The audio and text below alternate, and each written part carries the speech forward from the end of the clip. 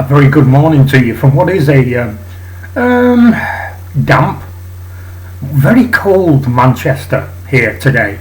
And it is the weather that I want to talk about. And I've got a kind of smirk on my face because this annoys me every single year. Let me go back in time a little bit. Between the years of about 1981 and 88, 89, something like that, I was a salesman on the road, and my area was geographically just north of Birmingham here in Britain to the Scottish borders, so kind of Carlisle in Cumbria up to kind of Gretna Green at the start of Scotland. Now you hear at the moment, certainly today, there's been a lot of coverage regarding the snow here in Britain. The snow. We had here in Manchester about 1.5 centimetres of snow. Now I know they've had substantially more than that in Scotland, and they've had a good few inches in Cumbria and a good few inches on the northeast coast, so Newcastle upon Tyne, Sunderland, all those kind of places. And you get all these warnings, these severe weather warnings, where this morning they've been saying, because of the extreme weather conditions, do not travel unless it's absolutely necessary. Well, going back to what I've just said, of course, if I got up in the morning, let's say back in 1983, and the whole of the country was covered in snow, I couldn't ring my boss and say, I can't get to work today. I can't. It's not possible. And I think the reply would have been, well, that's okay. You can pop in here tomorrow and pick up your P45.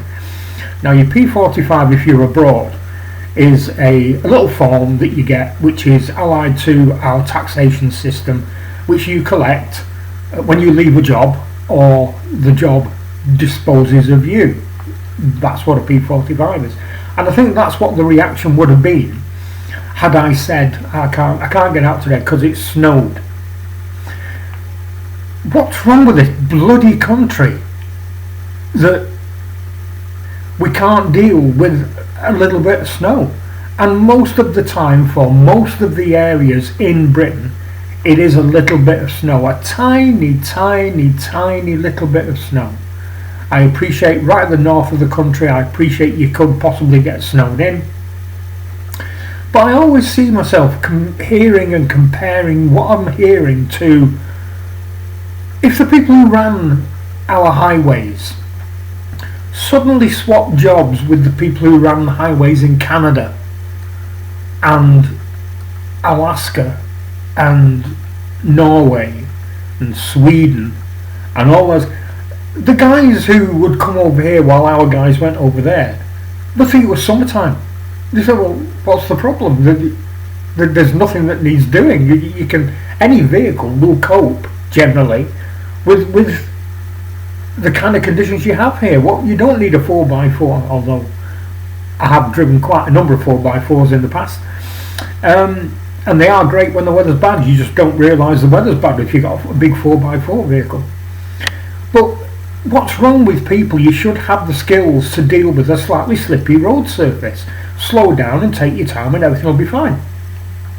And the other advice I can give you also, and I still carry this forward to this very day, is always make sure that your car, if you are going out in slightly bad weather, stuff in that you can drink, stuff in that you can nibble on, flick a blanket in the back of your car, that kind of, just on the off chance that you are stuck in extreme bad weather. I remember in about 1983, I used to work for a company that was based in West Yorkshire, in here in England, and I got stuck in a snowstorm on a motorway, and it's called the M62, and the M62 is what links kind of Greater Manchester to Yorkshire.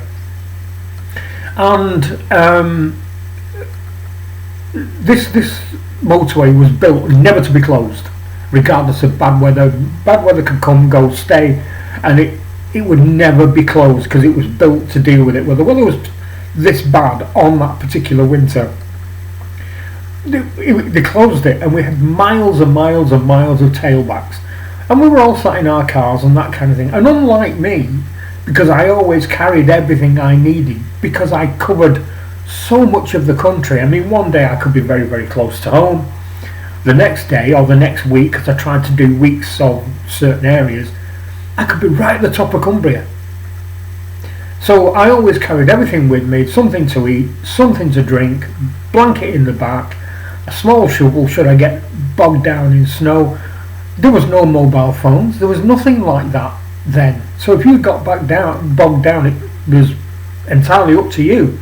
You had no emergency stuff that you could plug in and charge. There was no mobile phones. Was there CB radios in England then? Can't remember. Maybe. So there's a possibility that you could have had a CB in your car, possibly. And if you wanted help from the AA or the RAC, so that's the Automobile Association if you're not from Britain, or the Royal Automobile Club, you had to find a telephone box. Now fortunately in those days telephone boxes generally worked, generally hadn't been vandalised, whereas obviously these days I don't even know where there's a working telephone box now, because everybody's got a mobile. But the sheer panic when there is the smallest amount of snow just blows my mind. And the amount of people who will ring their bosses and say, I'm not coming to work today because I've got a couple of inches of snow outside my front door. These people really do need to grow up. You've got the skills, or you should have the skills to drive in. I mean, main roads will just be as though they've been rained on. It's probably only the streets where you live that got snow on them. It is amazing, and we see this every single year. And people who work on the railways seem to take it as an excuse to cancel trains so they don't have to work. Anyway, let me know what you think. Let me know whether you have any memories about when you used to drive in bad weather. If you come from Canada or North America or Alaska or anywhere where the weather's really, really bad, tell me how you cope. Tell me your memories of how you used to cope in the 80s, maybe the 90s, when technology wasn't as easily accessible as it is now. Do you do what I do? You always have bits in the car that will always get you out of trouble. I always carry something to eat, something to drink. I carry a tyre inflator. I always have something warm to put on should it ever happen. So that's it for this one. Just my outrage about people's panic about an inch or so of snow.